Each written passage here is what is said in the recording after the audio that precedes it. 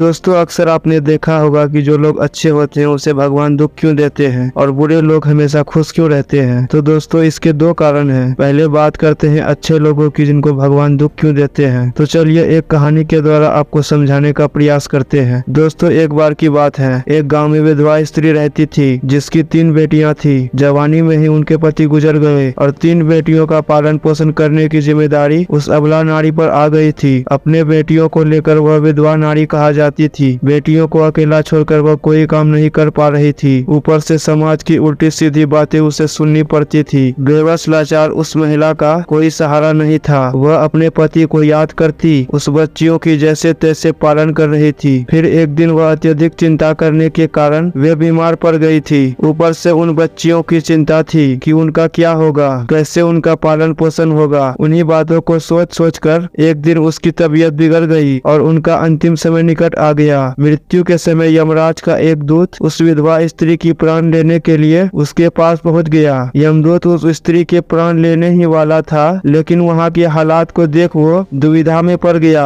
उसने देखा कि वह विधवा स्त्री जमीन पर अचेत अवस्था में पड़ी है और उनकी 3 बेटियां उनके पास बैठकर रो रही हैं। यह दृश्य देखकर उस यम के दूत को बहुत दया आई। उनसे उन छोटी बच्चियों की दशा देखी नहीं गई। वह सोचने लगा कि यदि मैं इस स्त्री के प्राण लेकर यमलोक चला जाऊं तो ये बच्चियां बेसहारा हो जाएंगी। उन्हें सहारा कौन देगा, उनका पालन पोषण कौन करेगा। फिर कुछ देर तक सोचने के बाद यमदूत उस विधवा स्त्री के प्राण लिए बिना ही यमलोक लौट गया। यमलोक पहुंचने के बाद यमराज ने उससे पूछा कि तुम खाली हाथ क्यों आ गए, तुम तो उस विधवा स्त्री के प्राण लेने के लिए गए थे। तब उस यमदूत ने कहा, हे स्वामी मेरी भूल पर क्षमा करो, मैं चाहकर भी उस स्त्री के प्राण न ले सका। मेरी जगह पर अगर आप भी होते तो शायद आप भी उस स्त्री को जीवन दान दे देते। मुझसे उस विधवा स्त्री की मासूम बच्चियों का दुख देखा नहीं गया। जब मैं प्राण लेने गया तो मैंने देखा कि उस विधवा स्त्री के 3 छोटी छोटी बच्चियां हैं और वे सभी अपनी माँ के शरीर से लिपट कर रो रही थी। यदि मैं उस स्त्री के प्राण लेकर चला आता तो उन बच्चियों की देखभाल कौन करता, उन्हें भोजन कौन करवाता। पृथ्वी पर रहने वाले लोग बहुत ज्यादा स्वार्थी और मतलबी हैं। कोई भी उन बच्चियों की मदद नहीं करता। यमदूत बोले, हे यमराज मेरी आपसे विनती है कि आप उस विधवा स्त्री को कुछ समय के लिए जीवन दान दे दें ताकि वो अपनी बच्चियों का पालन पोषण कर सके।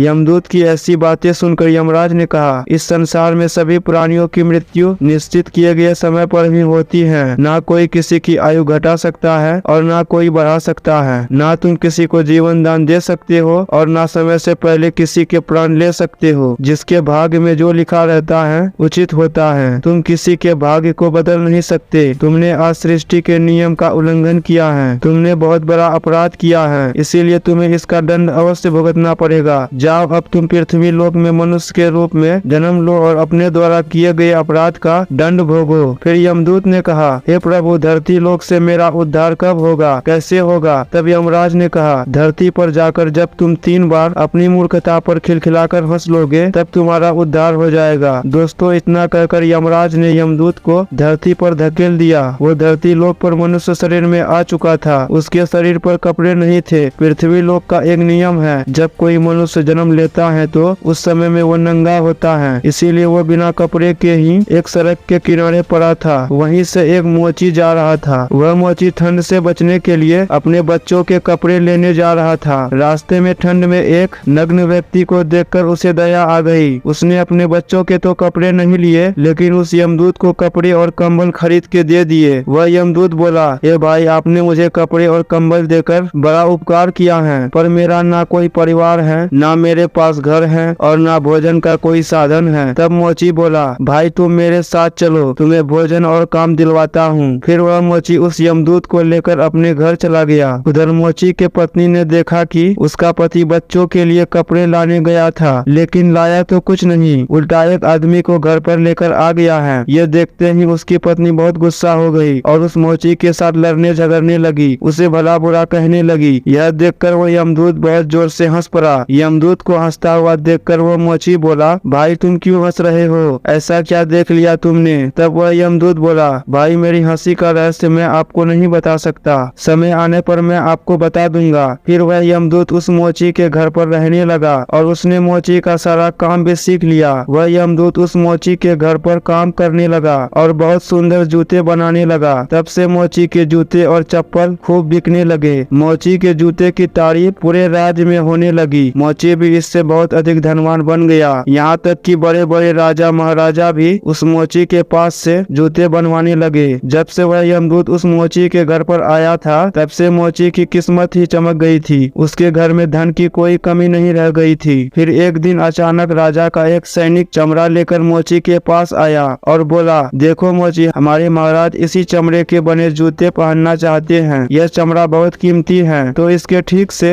एक जोड़ी जूते तैयार करके दो। ये चमड़ा बिल्कुल भी खराब नहीं होना चाहिए। ध्यान रहे इस चमड़े से अच्छे जूते बनाना। राजा का सैनिक मोची को वह चमड़ा देकर वहाँ से चला गया। उधर मोची ने भी यमदूत को समझा दिया कि देखो, यह महाराज के जूते हैं, इसमें कोई गलती नहीं करना। चमड़ा बहुत कीमती है, इसीलिए इसे खराब नहीं करना। राजा को जूते चाहिए, इसीलिए तुम इसके जूते ही बना देना। गलती से यदि चप्पल बना दी तो राजा बहुत गुस्सा हो जाएंगे और हमें कठोर सजा मिलेगा। मोची के इतना समझाने के बावजूद भी उस यमदूत ने जानबूझकर उस चमड़े की चप्पल बना दी। फिर जब मोची ने चप्पल देखा तो उसकी सांसें फूलने लगी। वो उस यमदूत को डांटने लगा, यहाँ तक कि डंडा लेकर उसे मारने के लिए दौड़ा और कहने लगा, अरे मूर्ख, ये तुमने क्या कर दिया? तुझे बार बार समझाया था कि इसका जूता बनाना है, लेकिन तूने इसकी चप्पल बना दी। अब राजा हमें नहीं छोड़ेगा, तू भी मरेगा और तेरे साथ मैं भी मरूंगा। वो हमारे पूरे परिवार को सूली पर चढ़ा देगा। मोची को अत्यंत दुखी देखकर यमदूत एकदम से खिलखिलाकर हंसने लगा। उसे हंसता देख मोची बोला, अरे मूर्ख आदमी, सारा काम बिगाड़ कर अब हंस रहे हो? तब यमदूत बोला, वो देखो, जूते लेने के लिए राजा का सैनिक आ रहा है। सैनिक को देखकर मोची डर से कांपने लगा कि अब ये जूते मांगेगा तो मैं कहाँ से दूंगा। तब तक वो सैनिक पास में आ गया और बोला, हे मोची भाई, कल मैं जो तुम्हें चमड़ा दे गया था उसके जूते मत बनाना, चप्पल बना देना, क्योंकि राजा साहब का देहांत हो गया है और यहाँ की ये प्रथा है कि मरने वाले व्यक्ति को चप्पल पहनाकर अंतिम क्रिया की जाती है। दोस्तों, सैनिक की बात सुनकर मोची को ऐसा लगा कि जैसे मरे हुए शरीर में प्राण फिर से आ गए हों। उसके हाथ से डंडा छूटकर जमीन पर गिर गया और उसने यमदूत के पैर पकड़ लिए और उससे माफी मांगने लगा। यमदूत मोची की उस हरकत पर खूब जोर जोर से हंस रहा था। मोची ने पूछा, हे भाई, तुम क्यों हंस रहे हो? तब यमदूत बोला, हे भाई, समय आने पर मैं अपने हंसने का कारण बता दूंगा। फिर एक दिन के बाद मोची के दुकान 3 नौजवान लड़कियां एक बुढ़िया के साथ आई थी। उन तीनों लड़कियों की शादी होने वाली थी। वो अपने लिए जूते का नाप देने आई थी। उन लड़कियों को देखकर यमदूत ने पहचान लिया कि ये वही तीनों लड़कियां हैं जिनकी मां को ना ले जाने के कारण आज मैं अपने किए की सजा भोग रहा हूं। पर यह लड़कियां तो अब जवान हो चुकी हैं, काफी सुंदर भी हैं, किसी अच्छे घर में पली बड़ी हैं। तब यमदूत ने उस बुढ़िया से पूछा, माता, ये तीनों कन्या कौन है? उस बुढ़िया ने कहा कि इनकी माँ इन्हें बचपन में छोड़कर चल बसी। इनका कोई सहारा नहीं था तो मैंने इन्हें अपने पास रख लिया। मेरे पास करोड़ों की दौलत है, पर दुर्भाग्य से मेरा कोई भी नहीं है, तो मैंने इन्हें अपने पास रख लिया। इन्हें पढ़ाया लिखाया, इनकी परवरिश की। आज बहुत ही ऊंचे घराने में इनका विवाह करने जा रही हूँ। लड़कियों का भाग देखकर यमदूत सोचने लगा कि परमात्मा जो करता है अच्छा ही करता है। यदि उस समय उनकी माँ नहीं मरती तो ये तीनों भयानक गरीबी भुखमरी में पड़ी रहती। इनके माँ के मरने के कारण लड़कियाँ बहुत बड़े घर की बहू बनने जा रही हैं और उस बुढ़िया की करोड़ों की संपत्ति का मालिक भी बन चुकी हैं। ये बात सोचकर पहले की अपनी मूर्खता को याद करके वह यमदूत जोर जोर से हंसने लगा।